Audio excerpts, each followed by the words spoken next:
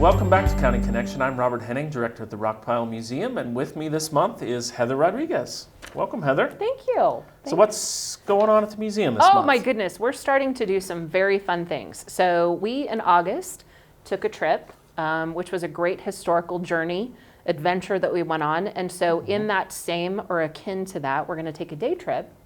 October 9th, we're gonna take the Fall Colors Art Tour. I'm super excited.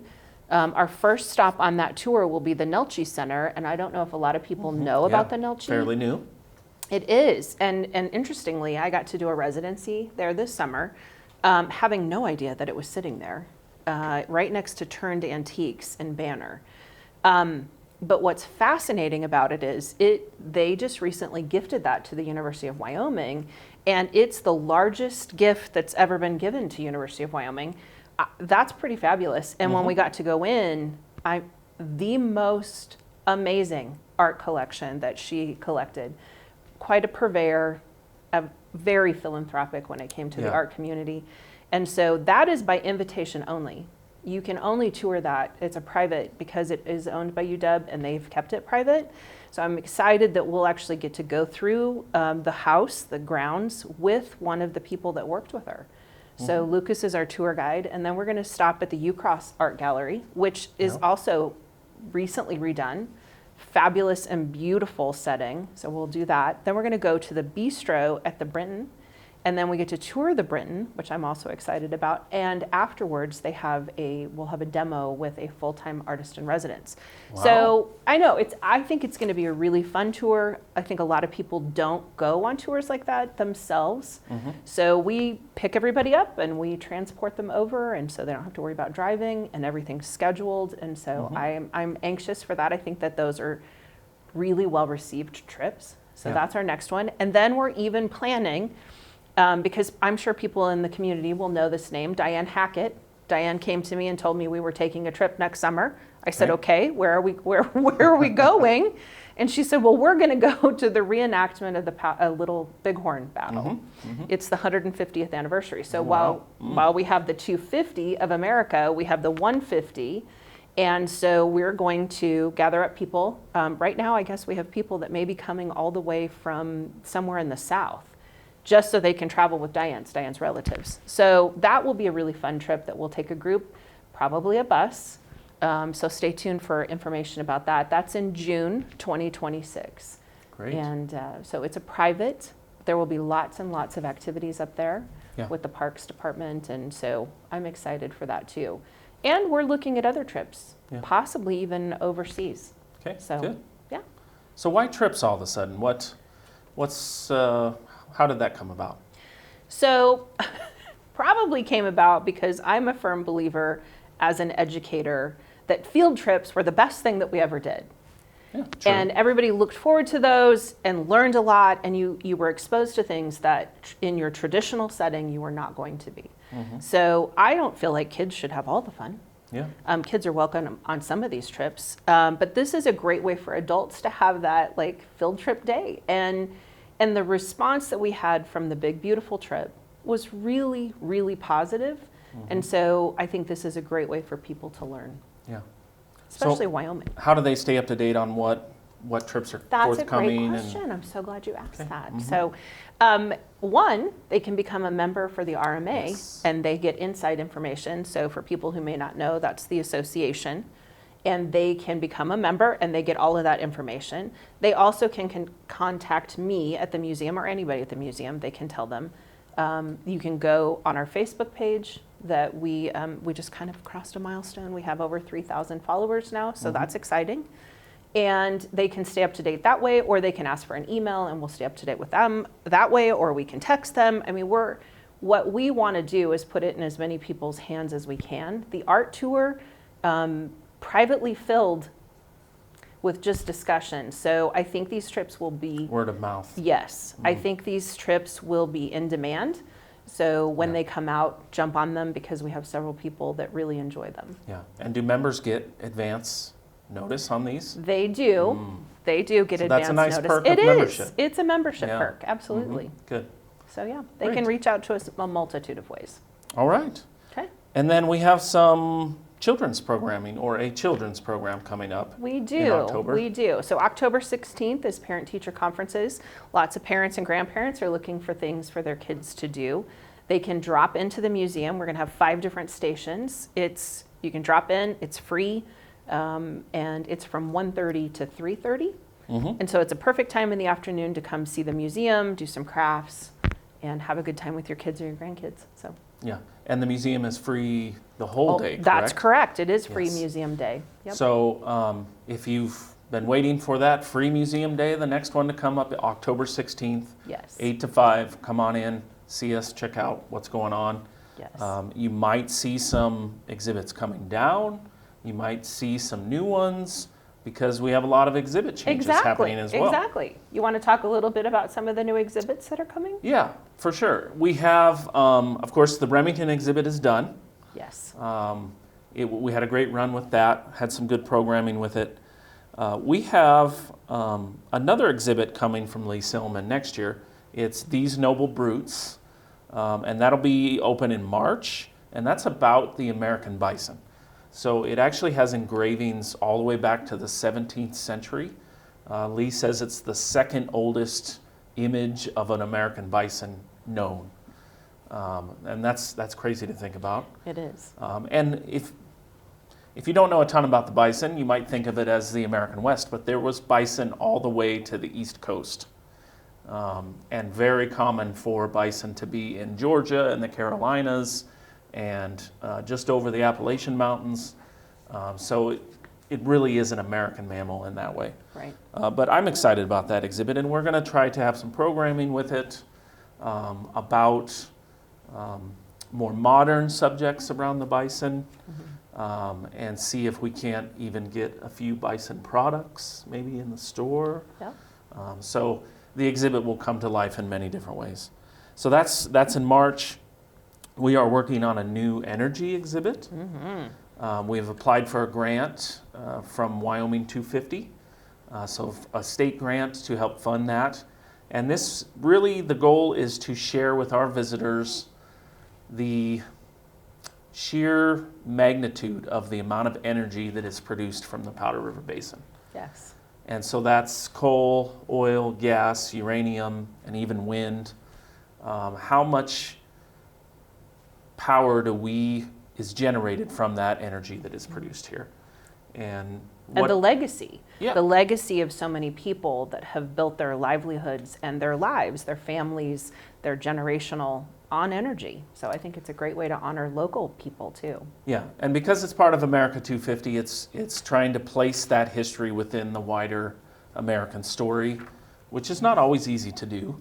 It's a big story. It is a big story. And energy production are big artifacts. So we're trying our best to figure out how to represent that in a small space.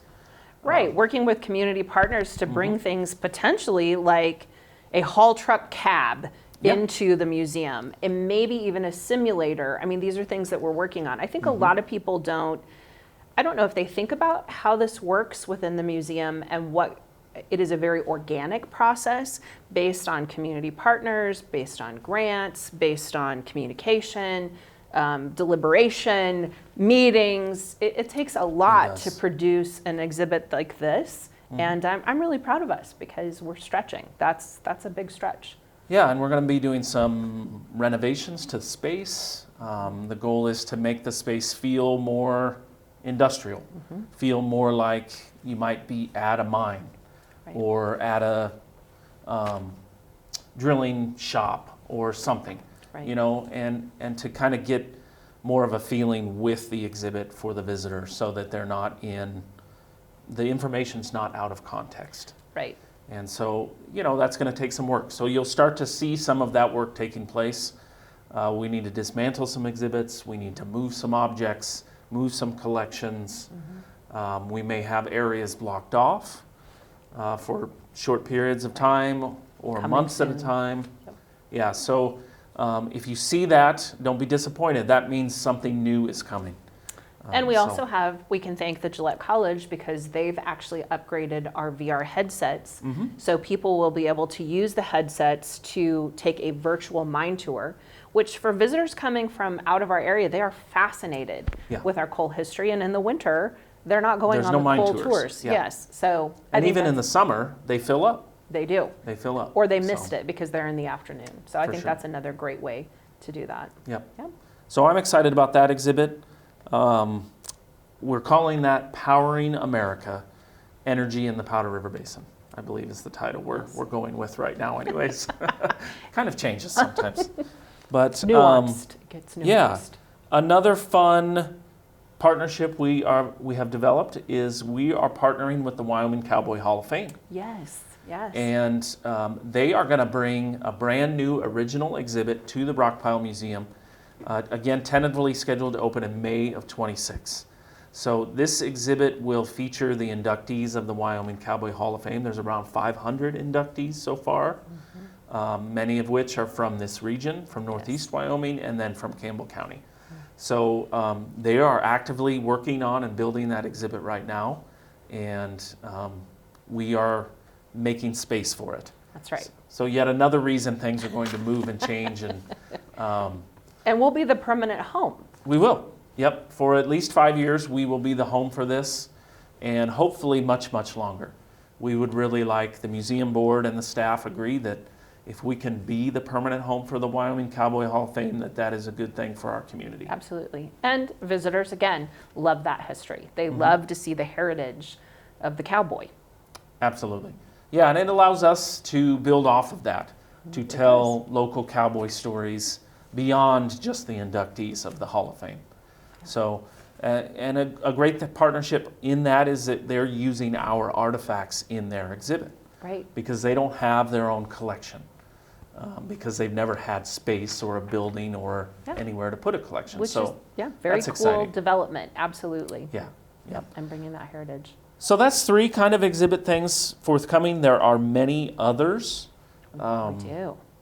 Things that maybe we're not quite ready to announce, but generally our philosophy at this point is let's get as many new and different things as we can. Let's build off the momentum that Storyland really created. Yes. And so we've talked a lot about children's exhibits, and there may be another children's exhibit in the next few years. Dangle the proverbial carrot. That's right. For anybody that's watching, we're working. We're working on We're it. working. Yes, That's right. we're working. Children's exhibits, there may be a lot more America 250 related exhibits and programming. Everything's kind of in the works. In the pipeline. Yep. Yeah, so it's exciting. That is, absolutely. All right. You ready to talk about the Store, gift shop? museum Yeah. store. So we've been making some new changes and bringing in new merchandise, which is always really exciting. I make a joke, like, please tell all your friends we have a museum store. Full of unique kinds of things. And so for October, I had to bring, so my dad loved lean and tree cards, and he would actually go to stores that had lean and trees specifically to buy I them. knew nothing about lean and tree. Oh, really? to be Oh, no, honest. this is traditional. They're so nice. we even have, Penny has brought in, there are holiday cards. So we even have Halloween cards for any of you who might send Halloween cards. We even have those. We have gotten some new oh, you want to hold that? Okay, Yeah, thank wanna you. New children's books. These are kind of fun. This one's about pronghorn babies. These make great grandparents love to buy these for their grandbabies so they can learn, especially if maybe the grandbabies are sitting in Kentucky or somewhere else in the nation, and they want them to know about our area and the babies that are here. And then They don't have pronghorn in Kentucky? I don't. You would know that. I do not know if there are pronghorn in Kentucky. Okay. And then we absolutely partnered. Partnered might be a different word, but we have purchased some things from Mountain Meadow Wool, which is in Buffalo. I love this history because they are very much a part of the sheep culture that we have, that we try and highlight during the Sheep Herders Festival in May. And Mountain Meadow's owned by a Basque family. It yes? is, and they produce products right in Buffalo. So we have this, pretty cool. this gorgeous, I'm gonna hold it up, this gorgeous wool Gorgeous. throw, gorgeous, with, of course, We have a Nice. sheep wagon. Oh, yeah. And it is so soft. It's a beautiful, It's soft. isn't it? Yeah. I mean, I think we like think it. of wool as being scratchy. Coarse and scratchy. Yeah, and it's not. It's actually. No, this is really high quality stuff. It really is. Yeah. And so I wanted to come and show you guys that because It's a high thread count. it is a high thread count. It is, and it's Lots just of- lovely. yeah. It's lovely. And I think a lot of people in this area, I think of some like Dorothy Jean Davis. They would love these because it speaks to their heritage, and it's just a beautiful way to highlight Wyoming, right? Absolutely. And the culture and the sheep herding culture. So that's what I have from the store. What do you have from the store? Yeah, I brought a few books. We're always getting new and different books. We've got a couple National Geographic books. This one is a field guide to birds. It's about time for birds to be migrating again. I think they probably already are, headed south. Heard the geese this morning. You heard the geese? I did, yeah. And sand cranes and all different types of birds fly over this area, right? Is that what they're called, sand cranes? I don't remember. I'm not sure. I know we have an owl. We have 2 owls that are perched in our trees right now, and so that seems Yeah. to be. But those I'm are. not a bird guy. I grew up with these things, Yeah, right? but The there's- Audubon and the Yeah, National beautiful Geographic. illustrations. Nice little handy guide. I should have one of these sitting by the windows at the house, You should. frankly. Yeah. Because we're always like, oh, here's hawks. We're always like, what type of hawk is that? And the boys and I have no idea. So Oh, that would be. yeah, Sounds like you're a nice buying guide. that book. I think I might. It is $32.99. Nice, beautiful book. This one's also National Geographic, perfect for America 250. 250. It is. America the Beautiful. High quality color photographs. It's a story of America in photographs. So Beautiful coffee table Yeah. book. Oh, there we've got I was going to say. Bison and Elk. Bison. So check this one out. Nice coffee table book. Nice. Look at that. Nothing says America like a candied apple right there. So yeah, check this one out. It is only $40. Nice big beautiful book. Only $40. And then for the kiddos, I don't know if I brought this before. It's a road trip coloring book. And it features, of course, national parks, landmarks, and roadside attractions. World's largest teapot in Chester, West Virginia. Is Devil's Tower in here? I think it might be. I actually don't know. But I do know that the museum store, the book portion, we do have people now that have realized that we have a really good selection of unusual books. There's Yellowstone, the falls. Very Falls nice. at Yellowstone. So yeah, and so when you're on the road trip, you can learn and you can color. We actually have a and- few different versions of the road trip. Mhm. So, Badlands, Wind Cave. Apparently they skipped over Devil's Tower. That's disappointing, but it's still a wonderful book. So It lots is. of other great books as well. It is. So we have quite the assortment, and we're even working on things for the gift shop. Absolutely. So Many exciting additions to the yeah, museum store. hopefully we'll have a great update for November. So yeah, So you can find out all about the fun things happening at the museum on our website, rockpilemuseum.com, or find us on Facebook and Instagram. correct. We also have a great assortment of past programs on YouTube. We do. So if you missed, say, the Bone Pile Battle program this past month, you can check that out on YouTube. Yes, I think a lot of people are surprised that we have a YouTube channel, but we Yeah. do, and we have all those. Yeah, and Justin does lots of little shorts and things. He does, If and you're he into has those, and the map, we have a digital exhibit. a story map. So yeah, lots of things are happening, and For sure. you can, of course, always come and see us, stop Yep. in and visit, because a lot of people in this town have never been in the museum, so we want to change that. We're the hidden Yeah. gem. Please come in. We'd love to see you. We're open 8 to 5 Monday through Saturday, Yes. 900 West 2nd Street, 682-5723. I think we covered everything. Every possible way. Thank you very much, Heather, Yeah, thank and you. we'll be back in November. Sounds good.